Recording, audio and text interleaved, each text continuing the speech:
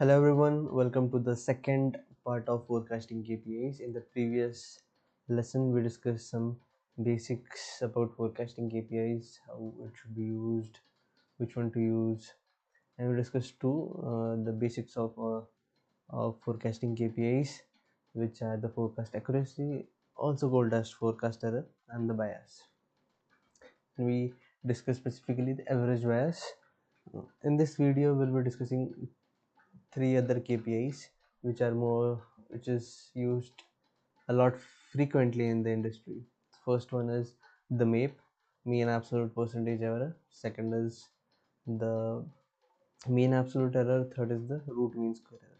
So in this video I'll be showing you how to calculate them, and in the next session we'll be discussing more about the significance, which one to use when, and what are the pros and cons of each one of them. We'll discuss them in the future. For this lesson will be limited to calculating them in Excel.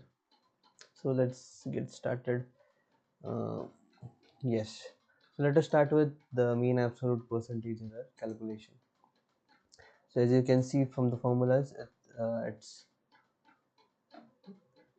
first we need to find out the absolute error. So we have already calculated the accuracy or the error. This is the same sheet we are continuing, which we used to calculate accuracy and the bias in the last lesson. And this is the same data, monthly data of actual sales versus the 3 months moving average forecast. So here's the accuracy. This is nothing but the actual minus forecast. Now let us take the absolute value. So absolute value can be taken absolute of accuracy, and you will just drag the formula till down. Okay. Now once you have the absolute value, you need to find out the percentage, which is nothing but 80 divided by the demand. So this I can write as percentage error. Okay, and the percentage error would be the absolute error divided by the actual sales of the actual demand. And you can drag it. You can just convert that into percentage. We just want one decimal. That's we don't want any decimals. Okay. See, here it is. Let me just this.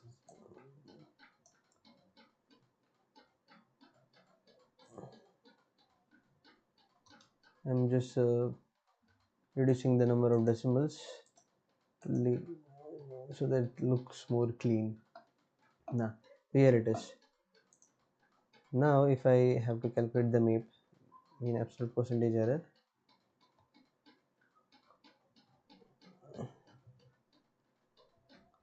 okay. Now since we have already calculated the absolute error divided by the demand, which is the percentage, which we have it here, so we just need to take average of these one, which would make it 1 by n. So that's average of the percentage error. That's how you calculate MAPE. So this basically shows that 47% error is there on an average from our actual send forecast. Now let us calculate mean absolute error, MAE. The second one.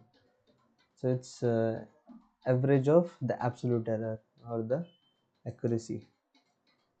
In the course I may use these two terms, accuracy and the error, synonymously sometimes. The mean absolute error is the average of error, so this would be the average of this. Here you go, average. Yeah. Now the last one is root mean square error. So in this we need one more additional column, which is the square error.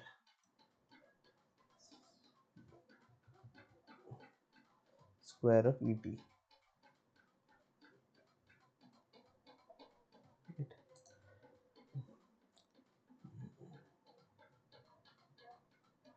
So you may take square of absolute, or you may take the square of this one and the same thing, because the squaring it will anyway remove the negative sign.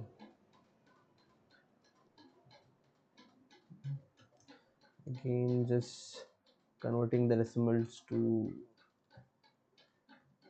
0 to look more clean. Now here we are. Okay, now we have square of errors with us.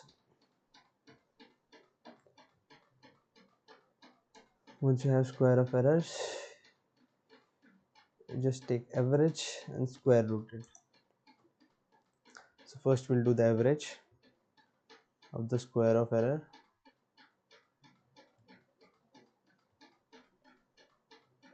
Right, and there is a square root of the whole thing. SQ.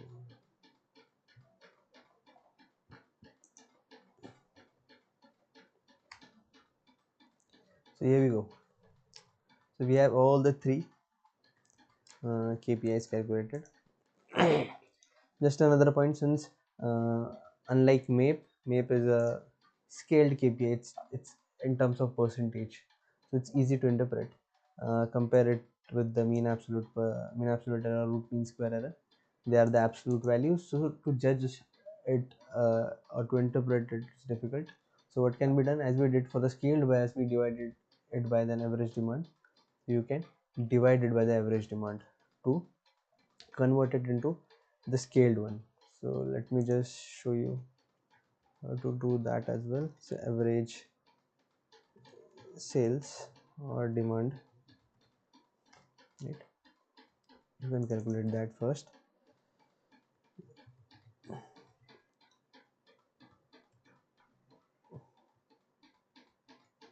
This is the average sales you have, right?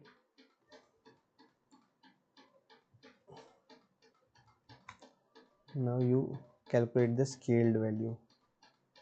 Now since MAP is already scaled, so we'll pull that as it is. Sorry, so this would remain 47%. This should be 47% as it is. But now we are scaling the mean absolute error. So how do you scale it? You take this one and divide it by the average demand, and you may take the root mean square error as well, and you divide it by the average sales.